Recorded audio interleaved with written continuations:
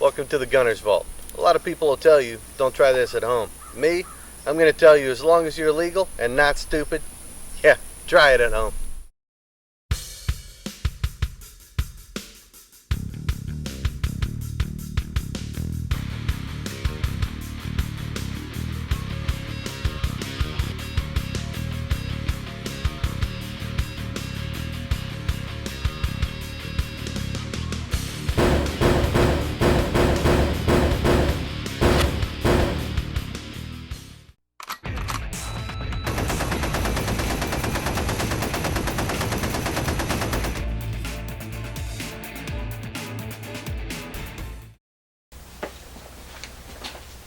Hi kids, today we got a treat for you. The PPS-43 right here and the KP-44 right here. You may look at them and go, well man, that's pretty much the same gun. You would be right. They are pretty much the same gun. The PPS-43, there's no H. They took off the H because it was too expensive to produce. It was because Spagen got the H. That's right, that's right. There's no Spagen. Yeah.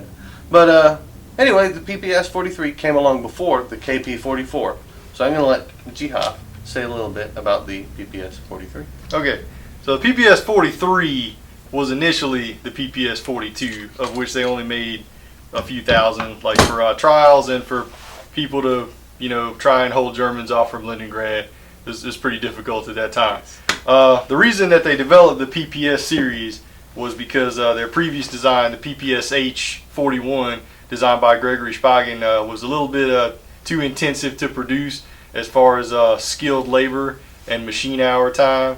So they didn't like that. They wanted something that was, even cheaper for Soviet forces, because they only get the best if they can make it fast enough. So they wanted to make a lot of these. And after some different design committees and input from a few different people from engineering schools and from artillery schools and Stalin and whoever was standing around at the time that they thought could help them figure out how to do it. They eventually came up with a design. The first one, the PPS-42, looked very similar to this. They changed like the stock length, the barrel length, and made a few things easier and safer. Oh, look, it stands up. Look, it stands up. So they were real similar, but the PPS-43 was the final design. It's perfectly balanced. It's perfectly balanced, as you can see. Stands up just straight, ish. That's actually one of the Russian tests. Should maybe it could have been. Should. I mean, it's important because if if it's symmetrical, they say beauty's in symmetry. So I mean, there it is, right? Pretty much. Yeah. Well, having shot both of these. Well, let me back up. That's PPS-43 because it's Russian. He's a Russian. And you're going, well, that's cool, but what about the KP-44? It looks a lot like the PPS-43. That's because the Finnish people stole the PPS-43. No, that's Canadian, man. Yeah. But I don't know if what I'm doing is Finnish. I know nothing about. If you're Finnish, I've offended you. I don't know nothing about Finland, man. I really don't. But your gun is cool. I'll give you that. So anyway, the KP-44 was designed in Finland as a replacement for the Suomi. The Suomi was expensive to produce. Yeah, I can't do that voice for very long. The Suomi was expensive to produce. It was really heavy, and they looked at the Russian gun in the the Continuity War?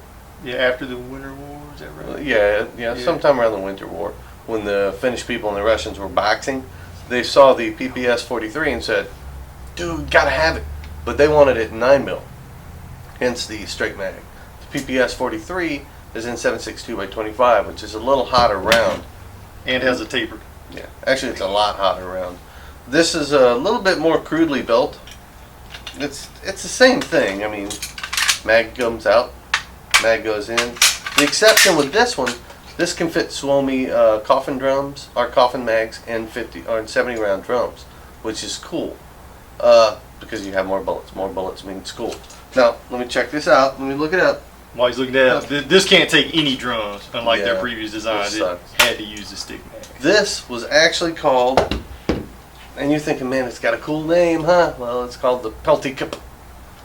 That's not really that cool, but I like saying it. I've been saying it all day long, so I wanted y'all to know. The Peltikip. So anyway, what can I tell you more about these? Okay, bullets go in the mag. Mag goes in here. Pull that back. There you go. That's it. It's an open bolt weapon. Both of them are open bolt weapons. Just has a heavy bolt in it. The rate of fire is not insane like a PPS-41 or PPS-41. Yeah, they specifically were trying to slow it down on purpose. Because a high rate of fire is great when you're suppressing stuff, but figure, it's not like now when they had select fire weapons. You had either this or a Mosin Nagant. And if you had, well, let me backtrack. You had either a PPS-41 or a Mosin Nagant, or one of its variants. The Mosin Nagant slow, you fire. Or if you were really cool, bang. You had a SVT-38 or Well, 40. that's true. But the majority of them got these two weapons. The PPS-41 was a bullet hose. And the untrained guy going out there being scared, he's a farmer up till yesterday. He's, oh shit, Germans, bzzz, goes through 1,000 rounds like that, and he's like, oh man, I ain't got no bullets left. And then what is he? He's a target. So you slow it down so your ammo can last a little longer for the scared guy in the trenches. That's what they did with these.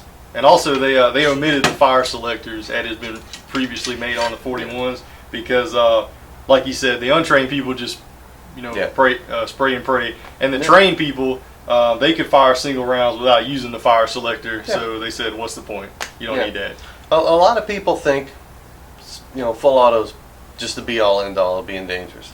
It's not. Full auto is inherently inaccurate because your gun bounces around while you're firing. Semi-auto is where it's at. If you want to actually hit a bunch of targets rapidly, semi-auto is the way to go. If you want to keep people's heads down and you don't really care about hitting them, full auto is the way to go. But anyway, here's the bolt. Here's the recoil assembly. This little nub right here, when you're firing, goes up, and that's your ejector. I thought that was pretty cool. That's a really good idea. That was one of the things they improved with the PPS-43, and the 42 had a different, standalone ejector. I really like that ejector in your guide rod type thing. One bad thing about it, if your guide rod or if your ejector goes bad, your whole guide rod is bad. But that's what it is. He's Soviet. He's cheap to replace when they were making them. Really so we'll put that down there because my producer just showed me that, hey man, we need to get that shot in the bottom. Am I going to take the KP-44 apart? No, because it's exactly the same gun. There's no difference. Well, there is one difference. The difference being right here. This little, I don't want to tell y'all what it is and give it away. This little projection right here inside the gun, that is the ejector on this. Ooh, it's not on the guide rod. That's cool. However, it's welded to the receiver. So if your ejector goes bad, well, that's a real pain in the ass now. He's kaput. It's kaput, yeah. If your ejector goes bad on this, you go, huh. If your ejector goes bad on this, you look at Ivan, who probably just got run over by a German tank or something. You pick up his gun, and because the barrel's bent on it, you just take this out, pop it back on there. Bang, bang, bang. Oh, my bad. Because you know exactly where yours shoots, because you're so pro. That's right. Operators, that's right. You just swap that. Yes, only operators had these. Had to be an operator. Nope. The pro ones actually carry where they hit. That's true. Oh, one thing that's kind of cool. The PPS-43 has plastic grips. That's great, except for in the winter. The real bad winter, they get brittle and they break. So the Finnish people, being the ingenious people they are, said, we got trees. Let's make some stuff out of trees. Made of wood. It's made of wood, yes. Because it's made of wood. Good. Yes. So I've fired them both. They're fun. They actually have a little bit more recoil than you'd think they would because they're light. There's not a lot of weight to them. The 9mm, of course, a little bit more friendly than the 7.62 .25. Now, having said that, we're going to go out and shoot them, well, because that's our job, and it's got to do what we got to do. Yeah, it sucks. But that's really about it. The submachine guns, open bolt submachine guns, are just simple. There's not a lot to them that have a firing pin. The majority of them have a firing pin that sticks out of the bolt all the time. It's probably fixed, as they say in the gun world. And you feed your round. The round goes in the chamber. It stops. Firing pin hits it. Bang. Ejects. But and cycle repeats. I keep repeating myself because there's really nothing much to talk about. They both have muzzle brakes. They do. They have built-in muzzle brakes, which are actually pretty effective. It's surprisingly effective, to be honest with you. I like them. I like them a lot. Then that was is it? Can we say that was before its time? We're gonna say it right here. The Pishes had them. Yeah. The PPDs before them. Yeah. I don't think they had them. We'll say it anyway. Right. This is before its time. So why did people stop? Why did armies stop giving people submachine guns and say, "Have fun"? Well, it's because they decided that most engagements were around the 400-meter area, and the 9mm and the 7.62-25 kind of peters out around 200 meters. You can hit something with 400 meters, but yeah, you're getting really lucky there with a submachine gun of 400 meters. I think mostly they just had these new Nito G-Wiz things called assault rifles, and they were like, let's go with that. Why did they go to assault rifles? Because these of were the ineffective studies that indicated the combat range is very good. Yes. That's when they went to the intermediate cartridge. We've talked a little bit about that before, so I'm not going to rehash it. So anyway, submachine guns still have their use. If you're going into a house and you just don't care about anybody in the house, grab a Mac 11, open the door, go and kill everybody in there. That's what it's for. If you care about somebody in the house, well then, go ahead and take your MP5, and you can be a little more selective. You don't go in there and go, you go in there and go, pop, pop, pop, pop. And it's a little more modern, so it's shorter, more lightweight than the older designs, and high speed. Fires from a closed bolt. And if you're going in there to kill all unarmored people that you know to not be wearing armor, could be a little better. That's pretty much where their place is right now. I mean, they have their place in history, and they served it great. Hell, they won wars. This one won the war for the Finnish people. This one helped win the war for the Russian people. So, they were doing something right. The MP40s, great gun, looks cool, didn't win the war. A lot of that has to do with other things, of course. How many they produced of the PPS-43 versus how many they produced of the MP40 people. Who had gruel, who didn't have gruel, who had shoes, who didn't have shoes. That was a big difference. But it's cool. It's history, and we like talking about history here on the Gunner's Vault because it's neat. If you don't know your history, you're destined to repeat it. That's true. That, and also if you don't know your history, you didn't study in school, and we know that, and your parents know that because you got a D on the test. So sometimes people try to change history. That's right. The Russians. And then sometimes they come back. Sometimes it comes back. Sometimes dead is better.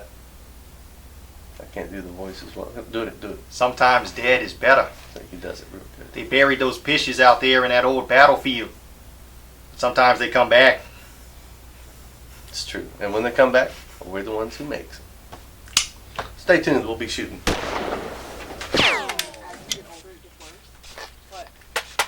It's like a fine mist of suntan lotion or something.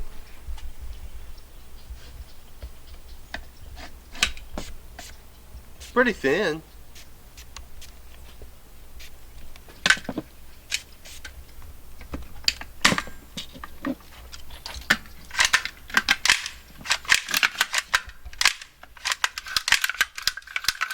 How does it feel? Feels smooth. You're up at bat? We got the PPS-43. Check it out.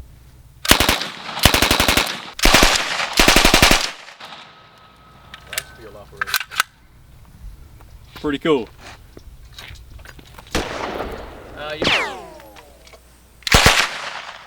Ooh, without a battery. Everybody always wonders what happens when you have an out of battery on a gun. That's what happens. But it's a sub gun. The beauty of sub guns is that you just shoot them again. Alright, this one is having ejection problems. So we're going to fix that and re-attack. Okay kids, well as you saw, the PPS-43 fired without a hitch. Fired great. To be honest with you, I much prefer that to the KP-44. The KP-44 is finicky. It will not shoot 115 grain ammo. Guess what I brought? 115 grain ammo. It likes the 124. I don't have any. We have like 3 rounds. I shot fine. The out of battery, sometimes you get those with open bolts. So I mean, it's just one of those things. You must also hear a bunch of truck noises, a bunch of people, you know, talking and trucking and stuff like that. That's because one of our trucks is stuck. It's pretty entertaining, but not for the guy who owns the truck. He's in a deep hole right now. Oh look, there he goes, there he goes. Jimmy to the rescue. Hey! So we are now good to go. And the KP-44, it's a good gun. It's capable, but it doesn't hold a candle to the PPS-43. It's a better round, it's a more finished gun, more refined gun. Overall, it's just a better weapon. There you go.